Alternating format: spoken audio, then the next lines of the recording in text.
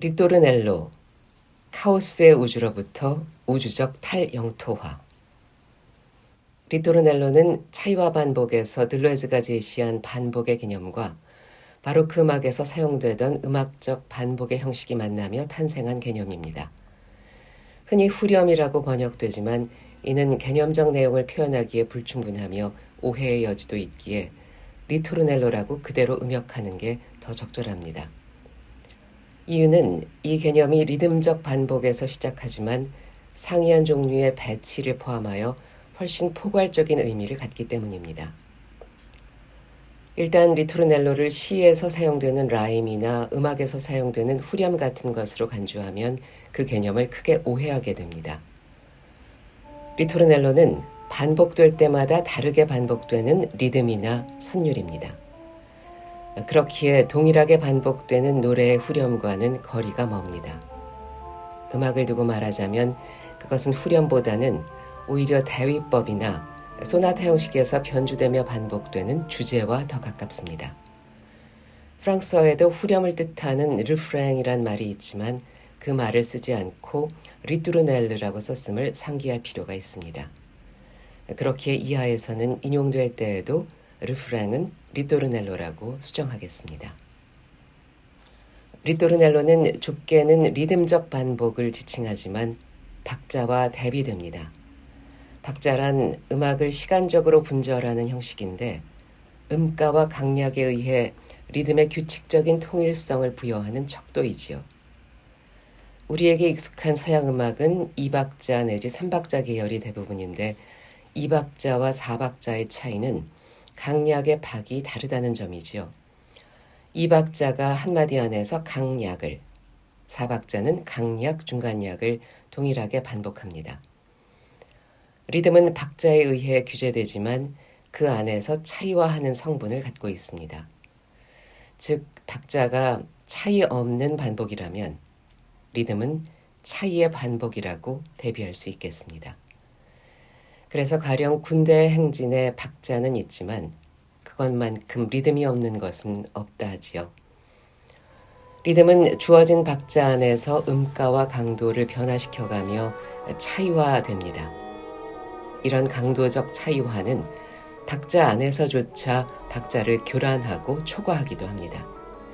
가령 봄의 제전에서 스트라빈스키는 악센트를 바꾸는 것만으로도 박자라는 형식을 와해시킬 수 있음을 보여준 바 있습니다. 음악적 기원을 언급하자면 리토르넬로는 바로크 시대의 협주곡이나 합주협주곡에서 사용하던 형식을 지칭합니다. 거기서는 TA, T-B, T2-, T와 같은 형식으로 총주, 뚜띠와 솔로가 번갈아 연주되는데 여기서 반복되는 총주, T, T-, 이런 것들을 리토르넬로라고 하며 그 사이에 솔로로 연주되는 부분을 에피소드라고 합니다. 또 이렇게 리토르넬로와 에피소드가 번갈아 연주되는 형식을 리토르넬로 형식이라고 합니다. 그러니 리토르넬로란 반복구를 뜻하기도 하고 그런 반복구를 이용한 구성 형식을 뜻하기도 한다 하겠습니다. 이때 총주 T는 반복될 때마다 조를 바꾸어 변주됩니다.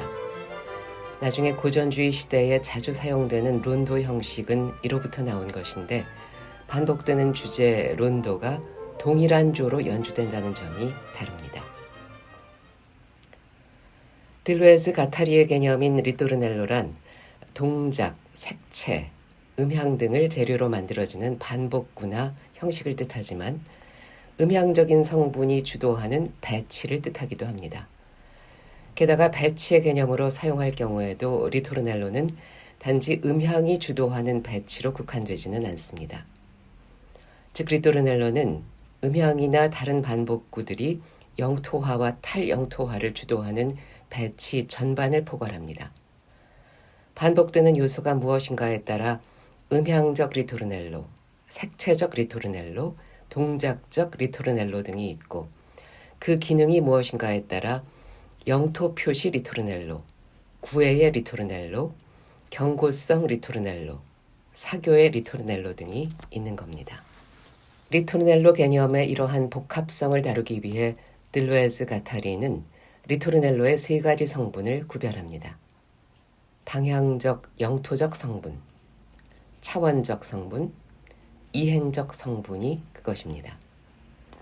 리토르넬로의 방향적 성분은 카오스 속에서 생존하기 위해 어디로 갈 것인지를 찾기 위한 리듬적 반복입니다.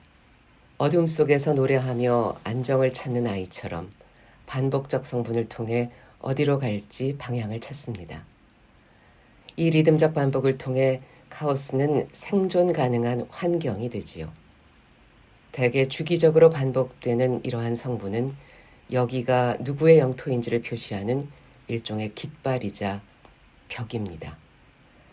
예술조차 우선 포스터요 플래카드란 말이 그것입니다.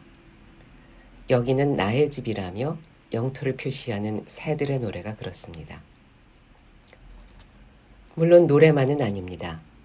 반복되는 냄새, 반복되는 동작, 반복되는 가시적 흔적이 모두 그렇습니다. 베를리오즈나 바그너가 특정 인물의 등장을 표시하기 위해 사용되는 고정 악성이나 라이트 모티브도 포스터나 말뚝으로서 동일하게 기능합니다. 이처럼 주기적 반복의 코드화가 환경을 구성하는 방법입니다. 이 방향적 성분은 모든 배치의 토대가 되는 1차적 성분이란 점에서 하부 배치라고도 합니다. 이는 자신을 둘러싼 무상한 조건을 자신의 환경으로 구성하는 것이란 점에서 카오스에 대한 환경의 응수입니다. 이로써 무상하게 변하는 카오스의 우주는 카오스모스가 됩니다. 역으로 카오스란 모든 환경이 탄생되는 조건이란 점에서 모든 환경들의 환경이라 하겠습니다. 그러나 이것으로 충분하지 않습니다. 박자가 동일성의 반복이라면 리듬은 차이의 반복이고 반복되는 모든 주제는 다양한 방식으로 변주되며 반복됩니다. 뿐만 아니라 대위적인 선율을 동반하여 다른 표정을 갖습니다. 영토적 배치 안에서 이처럼 표현적 차이를 만드는 성분이 리토르넬로의 두 번째 성분인데 이를 들루에즈 가타리는 차원적 성분이라고 합니다. 이로써 영토를 표시하는 방향적 성분의 코드화된 반복에 표현적 스타일을 만드는 차이가 섞여 들어갑니다. 가령 모방 대위법은 하나의 주제를 반복해서 사용하는데 동시에 이와 대응하는 대위적 선율들이 그 주제와 섞여 들어갑니다. 그렇지 않으면 반복되는 선율은 아무리 아름다운 것이어도 금방 지겨워지지요. 포스터나 플래카드가 예술작품이 되기 어려운 것이 이 때문이지요. 후가는 물론 카논이나 파사칼리아처럼 주제가 고집스레 반복되는 곡조차 이 대위적 선율들로 인해 아름다운 텍스처를 갖게 됩니다. 단순화하여 말하자면 반복되는 주제의 선율 자체는 수평적 방향을 따라 진행된다는 의미에서 1차원적이라면 대위적 선율은 수직 방향으로 음을 덧붙여 텍스처를 2차원으로 확장한다고 할 수 있겠습니다. 두 번째 성분을 방향적 성분과 대비해 차원적 성분이라고 하는 것은 이러한 의미입니다. 물론 선율 자체도 고저를 달리하는 음들로 구성되며 강약이라는 성분 또한 같기에 1차원이란 말은 정확하지 않습니다. 그럼에도 대위적 성분들이 추가됨에 따라 차원수가 늘어난다는 사실은 틀림없습니다. 그러니 차원적 성분이란 이처럼 차원수를 늘리는 성분이란 말로 이해하는 게 더 적절할 겁니다. 차원적 성분이 추가됨에 따라 이제 애초의 주제나 리듬은 포스터나 깃발에서 벗어나고 영토적 모티프는 표현적 스타일이 됩니다. 이처럼 하나의 배치 안에 섞여들며 영토적 표현성을 직조해내는 성분이란 점에서 차원적 성분은 내부 배치라고 합니다. 영화를 두고 말한다면 반복되는 리듬이 여러 장면에 등장하는 공통된 인물과 상응한다면 하나의 장면을 다른 장면과 다른 풍경으로 만들어주는 것은 다른 선율들이지요. 리토르넬로의 두 성분을 리듬적 인물과 선율적 풍경이라는 개념으로 변주하는 것은 이 때문입니다. 이는 리토르넬로가 단지 음향적 배치에 국한된 개념이 아님을 잘 보여줍니다. 리듬적 인물과 선율적 풍경은 단순한 이항 대립에 갇혀 있지 않습니다. 대위법이나 소나타 형식에서 주제가 그러하듯 선율도 반복되면 리듬적 인물이 됩니다. 그 곡의 얼굴이 되는 것이죠. 또한 리듬도 달라지면 다른 풍경을 만듭니다. 역으로 풍경이 달라지면 그 안에서 인물들의 표정도 달라지게 됩니다. 리듬적 인물은 자신을 둘러싼 것이 달라지면 표정을 달리하며 다르게 행동하게 됩니다. 조건이나 상황에 따라 새들의 노랫소리는 달라지고 고정 악상이나 라이트 모티브 또한 변주됩니다. 그때마다 다른 풍경 속에서 다른 표정을 갖게 되는 것이지요. 반대로 풍경이 반복되며 방향적 성분이 되고 달라지는 인물의 언행이 표현적 풍경이 되는 경우도 있습니다. 여기서도 보이듯 리듬적 인물과 선율적 풍경의 개념은 천의 고원에서 리토르넬로의 고원과 얼굴성의 고원이 연결되는 교차로입니다. 이는 흔히 작품에서 표현과 대응하는 내용의 개념을 이해하는 데 중요합니다. 가령 렘브란트의 자화상들은 한 인물을 그린 그림들이지만 다른 풍경의 얼굴들을 갖고 있습니다. 초상화를 보고 누구를 그린 것인지만을 본다면 그건 작품을 보는 것이 아닙니다. 사건이 묘사된 그림도 그렇지요. 작품에 재현된 대상이나 묘사된 주제는 그 작품의 내용이 아닙니다. 포스터와 깃발이지요. 얼굴을 그린 그림이 작품이 될 수 있는 것은 그 얼굴이 어떤 감흥을 응결시킨 풍경이 될 때입니다. 작품의 내용이란 작품에 재현된 인물이나 사건이 아니라 그 풍경에 응결된 감흥입니다. 이때 풍경은 그 인물이나 그가 겪었을 어떤 사건의 특이한 감흥을 표현하지만 종종 그 감흥은 그 인물을 벗어나기도 합니다. 이게 정말 렘브란트야? 하게 하는 경우가 그렇습니다. 사건도 그렇지요. 이는 탈영토화하는 이행적 성분이 강력할 때 발생하는 일입니다. 이행적 성분이란 반복으로서의 리토르넬로를 차이화하는 또 하나의 성분입니다. 방향적 성분과 차원적 성분이 표현적인 스타일로 영토화하는 성분이라면 이행적 성분은 하나의 배치로부터 탈영토화하는 성분입니다. 물론 새로운 배치로의 재영토화가 다시 거기 이어지지만 말입니다. 가령 굴뚝새는 둥지를 짓고 노래를 하여 자신의 영토를 표시하는 배치를 구성하는데 침입자가 다가오는 기색이 있으면 그 노래를 바꾸어 경고성 리토르넬로를 생산합니다. 반면 암컷이 다가오면 날개를 휘저으며 노래의 강도를 낮추어 단순한 트릴로 바꾸어 구애의 리토르넬로를 만듭니다. 이렇게 노래나 몸짓 혹은 물리적 성분을 추가하거나 변화시킴으로써 영토적 배치는 경계의 배치로 혹은 구애의 배치로 이행하게 됩니다. 영토를 바꾸지 않은 채 다른 배치로 이행하는 것이지요. 이처럼 하나의 배치에서 다른 배치로 이행하게 하는 성분이 바로 리토르넬로의 이행적 성분입니다. 이행적 성분은 상이한 배치 사이에 있다는 점에서 사이 배치라고 합니다. 카오스의 우주를 자신의 생존을 위한 집으로 만드는 영토적 모티프가 방향적 성분이고 그 집을 멋지게 꾸며 표현적 스타일을 부여하는 게 차원적 성분이라면 문이나 창문으로 외부를 불러들이는 것이 이행적 성분이라 할 수 있습니다. 불러들인다 했지만 그건 외부적인 것에게 집의 내부를 여는 것입니다. 집 내부를 집 바깥의 우주와 연결하는 것이지요. 이는 작은 변화만으로도 가능합니다.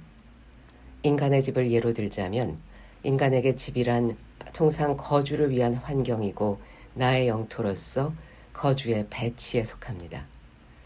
하지만 창과 문을 닫고 조명을 바꾸면 성애의 배치로 바뀌고 음식을 준비하여 친구들을 불러들이면 사교의 배치로 바뀌지요. 과거의 장인이나 작가는 집을 작업장의 배치로 만들어 사용했고 최근의 히키코모리는 집을 유폐의 배치로 바꿉니다. 우주적 탈영토화라는 말을 이해하는 데 더 좋은 예는 음악에서 찾을 수 있습니다. 서양 음악은 1도에서 5도로 갔다가 다시 1도로 되돌아오는 조성이란 구조를 갖고 있었습니다. 화성적 탈영토화와 재영토화가 만드는 소리의 배치인 셈입니다. 하지만 이 구조는 세 가지 화성적 코드에서 벗어난 반음계의 사용을 허용합니다. 그런데 허용된 반음계가 다시 그로부터 반음계를 낳으며 탈영토화 운동이 증식될 때 조성적 배치는 와해됩니다. 이러한 탈영토화 운동은 무조음악이나 음열주의, 전자음악을 거치며 모든 주파수로 열린 음향적 우주로 나아가게 됩니다. 파동의 우주 혹은 음향적 입자들의 우주이지요. 모든 분절이나 형식에서 벗어난 음향적 진료들의 우주입니다. 형식 실체 관계에서 독립된 일관성을 취하는 표현의 진료, 그 진료의 흐름으로 일원화된 우주라고 할 수 있습니다. 들레즈 가타리가 음악사에서 모던이라고 명명하는 배치는 이처럼 우주로 탈영토화된 음악과 관련되어 있습니다. 간단히 덧붙이자면 이렇게 리토르넬로의 이행적 성분은 절대적 탈영토화의 선을 그리며 일관성의 구도와 이어지게 됩니다. 이는 이후 철학이란 무엇인가에서 구성의 구도라는 개념으로 변화한데요. 그들의 예술 이론을 이끄는 탈영토화의 선을 그리게 됩니다. 우주라고 했지만 이는 우리에게 주어진 즉자적 카오스로서의 우주가 아니라 영토를 갖지 않지만 동시에 모든 영토와 이어져 있는 것 전체를 뜻합니다. 즉 이행적 성분이 여는 우주란 가령 모든 소리를 구성할 수 있는 비형식화된 진료의 흐름이고 모든 배치로 열린 잠재성의 장 전체를 뜻하지요. 방향적 성분이 카오스의 우주로부터 환경을 구성하고 벽을 세워 영토를 만든다면 이행적 성분은 절대적 탈영토화의 우주를 향해 배치를 개방합니다. 리토르넬로를 통해 우리는 카오스의 우주로부터 영토적 배치로 나아가지만 또한 그것을 통해 우주로 향한 탈영토화의 선을 그리는 겁니다. 생명이란 이처럼 어떤 것을 기존의 지층이나 영토에서 떼어내 다른 배치를 구성하여 이득을 얻는 능력입니다. 생명의 자리란 일관성의 이득이나 탈지층화의 잉여 가치라고 하는 것은 이런 이유에서입니다. 요컨대 리토르넬로의 세 성분은 인물과 풍경을 만들며 작동합니다. 영토적 모티프는 반복을 통해 리듬적 인물을 만들고 영토적 대위법은 그 인물을 둘러싼 것들을 풍경화하며 이행적 성분은 인물과 풍경을 우주로 개방합니다. 이 가운데 주도적인 성분이 무엇인가에 따라 리토르넬로는 다시 상이한 배치로 구별됩니다. 가령 그들은 유럽 음악사에서 등장하는 양식 내지 시대 개념을 고전, 낭만, 모던이라는 세 가지 배치로 재정의합니다. 고전은 바로크와 고전주의 모두를 포함하는데 카오스로부터 벗어나기 위해 방향적 성분이 주도하는 배치의 이름입니다. 이는 대비법에서 주제와 대선율, 소나타 형식에서의 대립되는 두 주제 등처럼 하나를 둘로 나누는 방식으로 구성됩니다. 낭만은 대지적 영토화가 주도하는 배치이고 모던은 우주적 탈영토화를 여는 이행적 성분이 주도하는 배치입니다.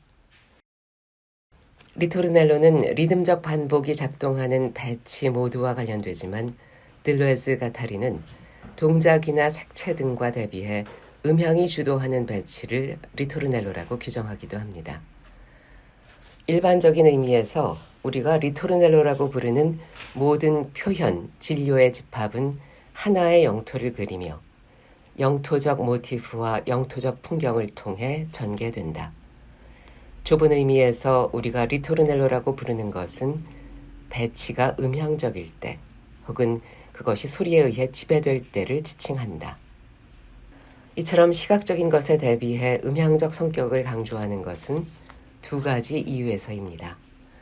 두 성분의 탈영토와 계수와 능력이 그것입니다. 첫째는 소리가 시각적 성분에 비해 탈영토와 계수가 크다는 점 때문입니다.